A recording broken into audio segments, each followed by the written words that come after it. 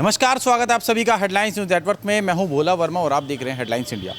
देश में लगातार पीएफआई के विरोध के चलते गृह मंत्री ने एक बड़ा फैसला लिया और पीएफआई पर 5 साल के लिए बैन लगा दिया।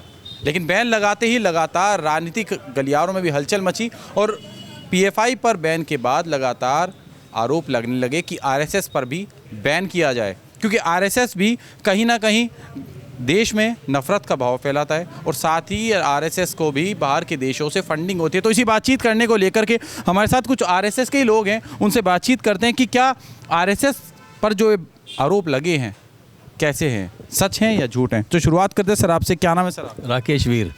राकेश जी, पीएफआई पर बैन होते ही आरएसएस पर बैन की भी मांग होने लगी, कैसे देख? ये मूर्खतापूर्ण निर्णय है। जो लोग हमारे बारे में ऐसा सोचते हैं, संघ का हमेशा से ही इतिहास रहा है सेवा और समर्पण का, और समाज के लिए हम ऐसा, अगर मुस्लिम भी होता है हमने उनकी भी सेवा की है।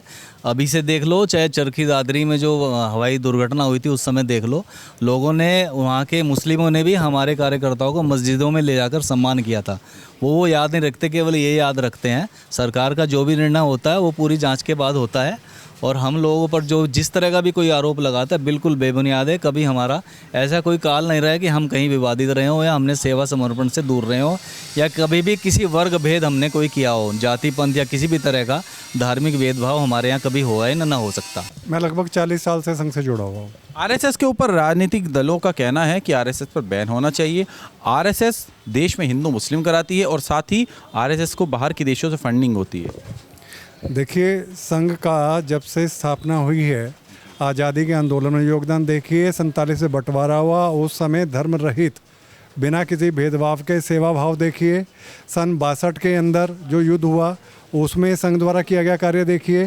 सन 48 में पाकिस्तानी फ़ौज कबायलियों के रूप में आई, उस समय आकस्मिक रूप से कोई भी संगठन खड़ा नहीं हुआ था और आधी रात को स्वयं सेवक स्वयं जाकर ठंड में वहाँ पर हवाई पट्टी बनाने का कार्य किया था, जिससे कश्मीर जो वर्तमान में हमारा अंग है उसमें संघ का बहुत बड़ा योगदान था।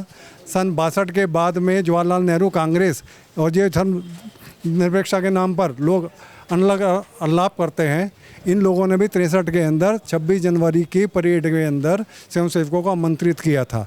ये हमारा इतिहास है।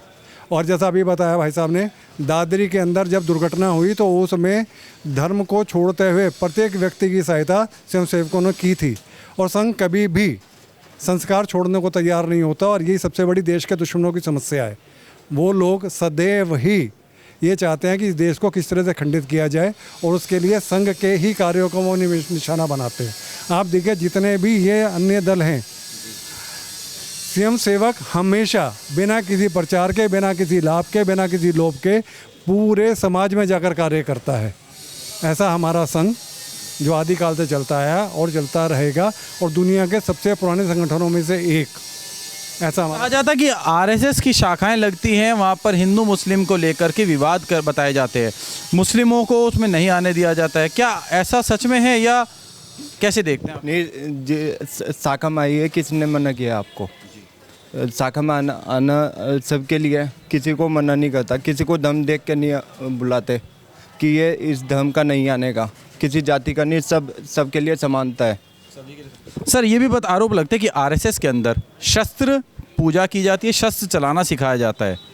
आखिर क्या शस्त्र की पूजा और शस्त्र चलाना सिखाया जाता है जो देश के लिए कहीं खतरा है या सिर्फ आत्मरक्षा?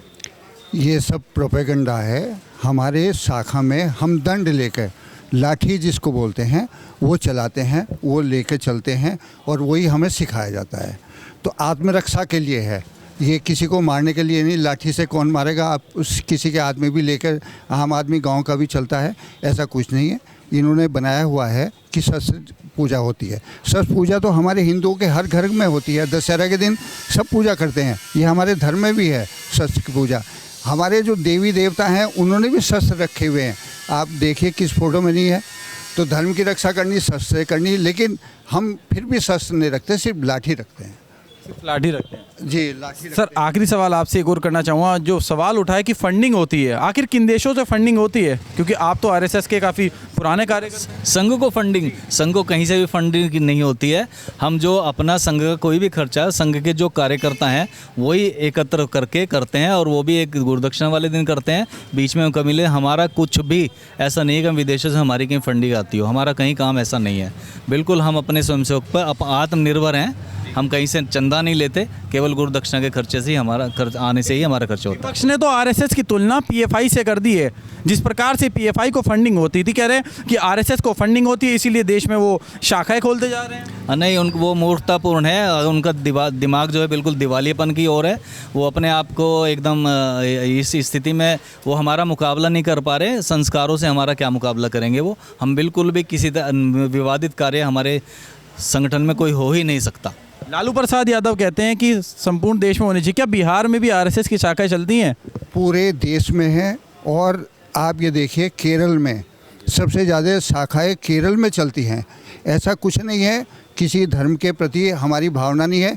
कोई भी ये प्रूफ दे दे कि शाखा में या स्वयंसेवकों ने किसी मुस्लिम के लिए कोई शब्द कहा है, या कोई ये फंडिंग की बात करते हैं, ये प्रूफ दे दें कहीं से कोई आरएसएस ने कहीं से फंड लिया है या कोई रसीद काटी है, कोई चंदा लिया है। ये सब उनका प्रोपेगेंडा है। आरएसएस ने क्या किया आपको पता है? जब देश आज़ाद हुआ था 1947 को, यहाँ हमारे इनके जवाहरलाल नेहरू यहाँ अपनी तैयारी कर रहे थे ताजपोशी में, और जो मार कट के वहाँ से आ रहे थे जब देश आज़ाद हुआ था, उनको संभालने के लिए सिर्फ आरएसएस ही संगठन था जो उनको ला रहा था, वहाँ से पाकिस्तान से बचा के ला रहा था। अब ये बात कुछ भी करते रहे, मैं आपके लिए कुछ भी कह सकता हूँ, तो कोई प्रूफ तो है नहीं है, कहने को कोई मुंह तो नहीं पकड़ा जाता है। जबकि देश जब से संगठन बना है तब से आज तक ये सेवा करता जा रहा है। अब कोरोना काल में आपने देखा कौन नेता बाहर था, और हमारे हर कार्यकर्ता लगा हुआ था। हमारे कार्यकर्ता, सहारनपुर का ही उदाहरण दूँ तो एक कार्यकर्ता ऐसे थे, सूचना आई कि वहाँ जब कैंप लगा हुआ था उन पे पानी नहीं है, वो बिना किट पहने हुए जल्दी में इतना हड़बड़ा गए कि उनमें पानी है, पानी के बिना मर ना जाए, और पानी का कैंपर लेकर अंदर चले गए, वार्ड में चले गए, वहाँ पानी देकर आए। तो लेकिन उन्होंने अपनी जान की परवाह नहीं की, वहाँ किया। अरे यहाँ पे आरएसएस के कार्यकर्ताओं ने 86 लगभग 86 जो वो थे लावारिस लाशें थी, उनका दाह संस्कार किया, अपने हाथों से किया, अपना सब कुछ किया है। ऑक्सीजन सिलेंडर हमने बांटे, तो किसने किया? किसी से पैसा नहीं लिया। और जब कार्यालय में बांटते थे वहाँ से बहुत सारे मुस्लिम भी ले गए, हिंदू भी ले गए, कोई जाति नहीं देख रहे थे, कोई कुछ नहीं। अब कहने के लिए कुछ कहते हैं। सर आपसे भी पूछना चाहूँगा, आरएसएस पर जो लोग सवाल उठा रहे हैं, आरएसएस को गलत संगठन बता रहे हैं, उसको बैन करने की मांग करें, क्या आप उनको जवाब देना चाहेंगे आज यहाँ से? ये सब वो जाहिल लोग हैं जो इस तरह के धर्म की परंपरा को अपना रहे हैं जिसमें कोई नियम नहीं है, चाहे स्त्री को लेके चाहे अपने प्रति लेके। भारतीय संस्कृति से ओतप्रोत आरएसएस के व्यक्ति जो कि अपने राष्ट्र धर्म के लिए, अपने सुरक्षा के लिए हम हमेशा कार्य करते हैं, उससे जुड़े हुए हैं। तो ये बिल्कुल सरासर गलत है कि पीपीएफ के लोग जो हैं वो गलत दांतबाजी कर रहे हैं।